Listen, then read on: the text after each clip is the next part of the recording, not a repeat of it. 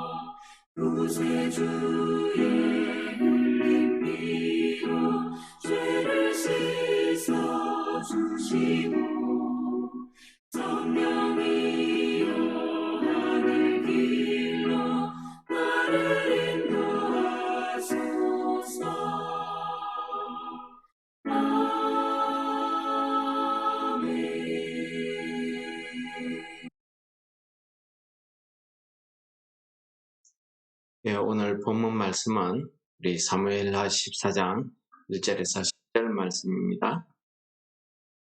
서루야의 아들 요압이 왕의 마음이 압살롬에게로 향한 줄을 알고 드고아에 사람을 보내 거기서 지혜로운 여인 하나를 데려다가 그에게 이르되 청하건대 너는 상주가 된 것처럼 상복을 입고 기름을 바르지 말고 죽은 사람을 위하여 오래 슬퍼하는 여인같이 하고 왕께 들어가서 그에게 이러이러하게 말하라 하고 요압이 그의 입에 할 말을 넣어주니라. 드고아 여인이 왕께 아랠 때에 얼굴을 땅에 대고 엎드려 이르되 왕이여 도우소서 하니 왕이 그에게 이르되 무슨 일이냐 하니라. 대답하되 나는 진정으로 가보니이다.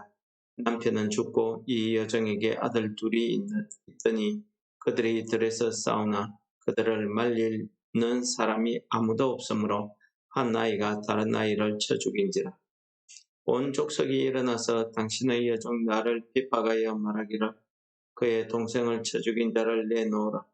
우리가 그의 동생 죽인 죄를 갚아 그를 죽여 상속자가 될 것까지 끊겠노라 하오니 그러한즉 그들이 내게 남아있는 숯불을 꺼내 내 남편의 이름과 시를 세상에 남겨두지 아니하겠다 하니 왕이 여인에게 이르되 내 집으로 가라. 내가 너를 위하여 명령을 내리리라 하는지라. 드고아 여인이 왕께 아뢰되 내 주 왕이여 그 죄는 나와 내 아버지의 집으로 돌릴 것이니 왕과 왕위는 허물이 없으리이다. 왕이 이르되 누구든지 내게 말하는 자를 내게로 데려오라. 그가 다시는 너를 건드리지도 못하리라 하니라. 오늘 말씀은 압살롬이 그들로 도망간 지 한 3년이 지나가는 그런 시기에 오늘 말씀을 기록한 것 같습니다. 오늘 말씀에 보시면은 1절에 요압이 등장합니다. 요압은 다윗에게 군대 장관으로서 다윗의 모든 군대를 다스리는 사람입니다. 그러나 이 요압에게는 약점이 있습니다. 왜냐하면 아브넬을 죽인 그 죄가 요압에게 있습니다. 아브넬을 죽인 이후에 다윗 왕과의 사이에서 아마 요압이 서먹서먹한 기운을 느꼈던 것 같습니다. 그래서 이번에 압살롬의 일을 해결해 줌으로써 왕과의 관계나 압살롬의 관계를 좋게 해보려는 아마 그런 생각이 요압에게 있었던 것 같습니다. 그래서 오늘 1절 말씀해 보면은 이 요압이 왕의 마음이 압살롬에게 있다 하는 것을 알고 있었다고 합니다.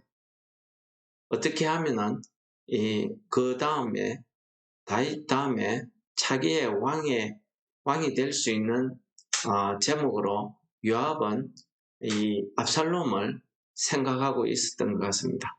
압살롬이 과감하게 암논을 죽이고 망명하고 압살롬 자체가 벌써 백성들에게 칭송을 많이 받고 있어서 인기가 있었던 것 같습니다.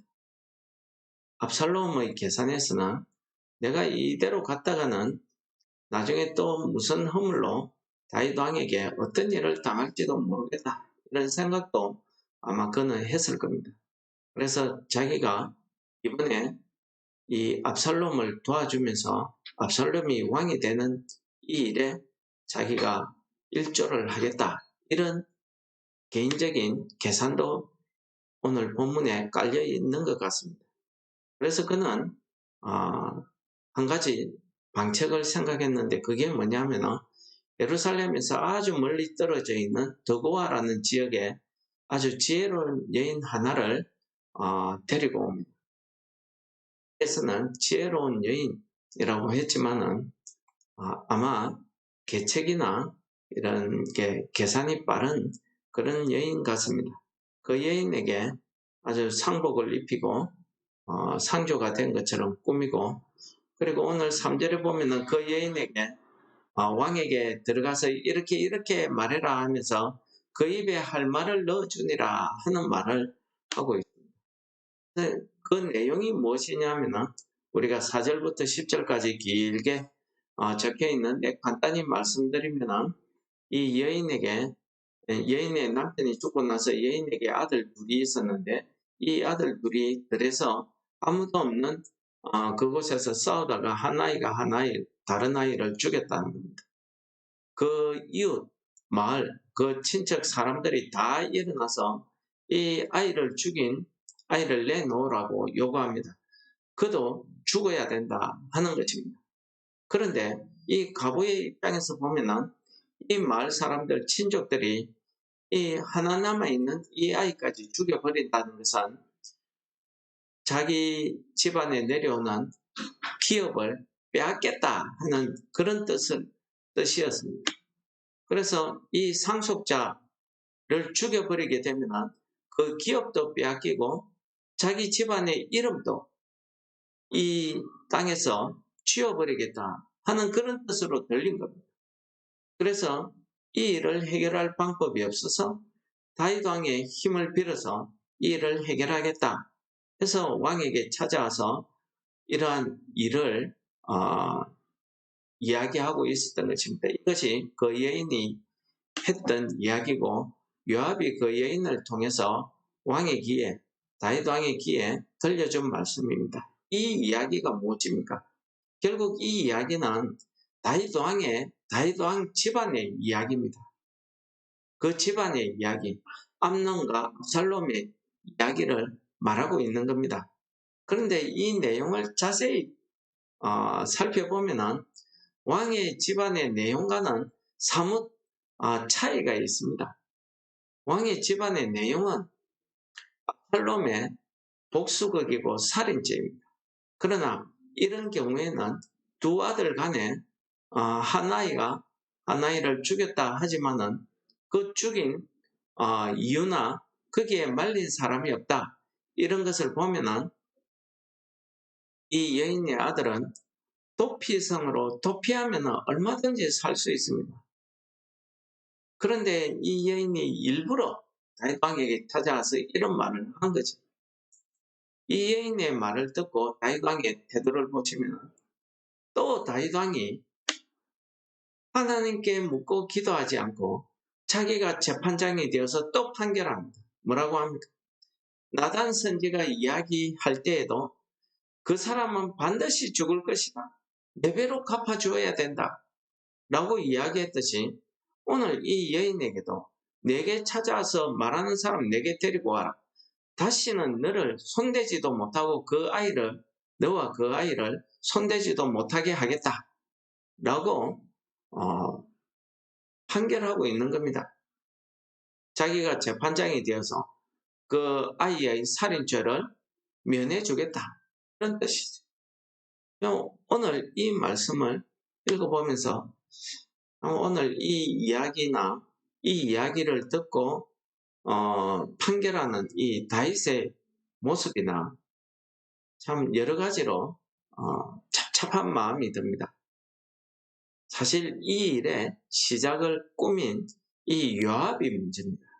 이 요압은 왕을 위해서 충성하는 마음에 이렇게 한 일이 아닙니다. 자기가 정말 왕의 마음에 충성심이 있다고 하면은 이 여인을 불러서 자기가 일을 거짓말로 꾸미는 것이 아니라 나단 선지자를 통하든지 아니면은 자기가 직접 왕에게 가서 이야기하든지 해야 될 것 아닙니까?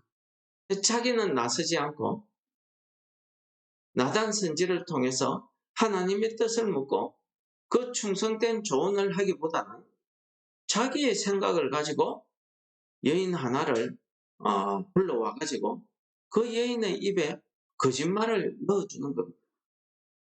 결국 이렇게 해서 다윗 왕에게 압살롬을 불러들이도록 하는 일은 성공했을지 몰라도 이 일이 나중에 무슨 결과를 가져옵니까? 압살롬이 요압을 등에 업고 반역하는 다윗 왕을 반역하는 이 일로 발전해 버립니다. 결국 우리가 이 세상에 내게 닥치는 이 문제를 바라보는 믿음의 시각이 어떠냐 하는 겁니다. 내가 그 문제, 그 시험거리를 해결하기 위해서 사람의 힘을 빌린다든지 내 생각으로 가지고 이 일을 해결하고자 하면은 결국 그 결과는 비참한 결과로 나타난다 하는 것이 오늘 이 본문 말씀이 가르쳐주고 실제 이 일의 결과는 15장의 압살롬의 반역으로 그 결과가 드러나는 것입니다. 여러분, 하나님을 믿는 하나님 나라를 다스리는 왕입니다. 하나님 나라의 군대를 다스리는 장군입니다. 그들이 하나님을 믿는 사람들이라고 하면 이 문제를 어떻게 해결해야 되겠습니까?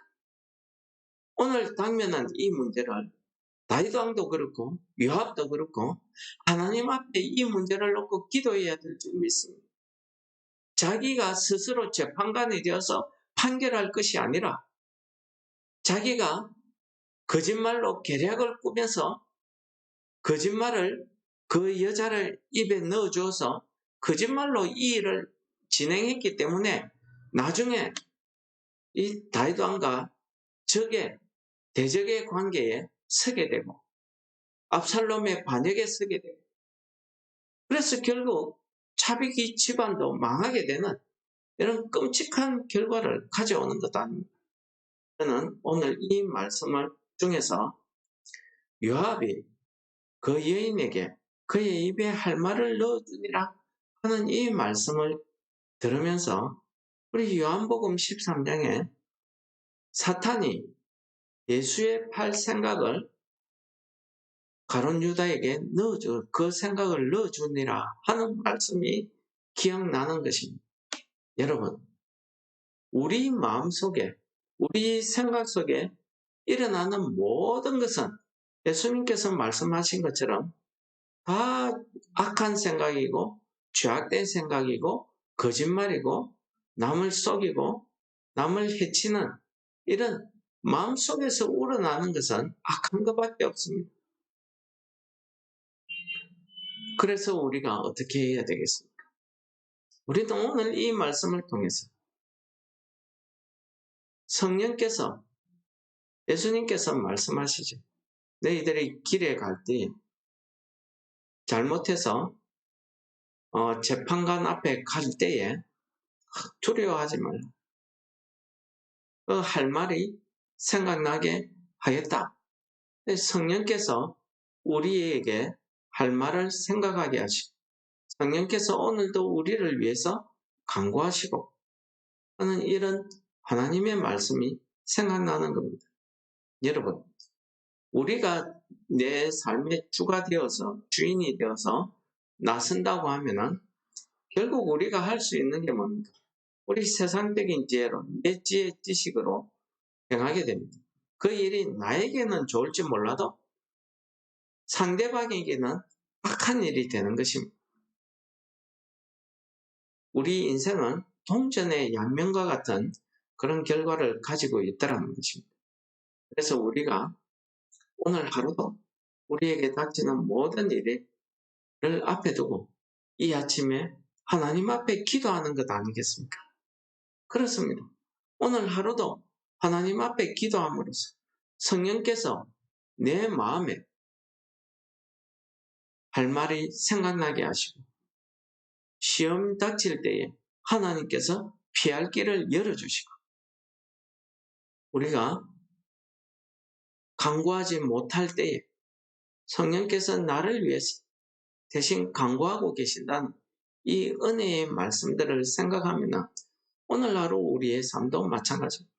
성령께서 내게 할 말을 넣어주시기를 오늘 아침에 기도해야 될 줄 믿습니다. 무슨 일을 앞두고 있든지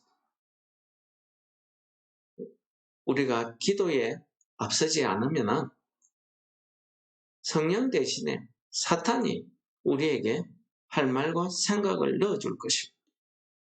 이런 일들이 우리에게 일어나기 때문에 우리가 이 땅에서 고통을 당하기도 하고 우리 생각의 일이 잘 안 되기도 하는 겁니다. 시험에 빠지기도 하는 겁니다. 왜 그렇습니까? 그럴 때에도 저는 참 은혜라고 생각해요. 왜요? 우리가 하나님의 자녀라는 증거가 그것입니다. 우리가 잘못될 때에 시험당하고 일이 잘못되고 우리가 고통당하고 하는 이것은 하나님께서 내가 보호하고 도와줄 것인데 내 마음대로 내가 살기 때문에 그런 것 아닙니다.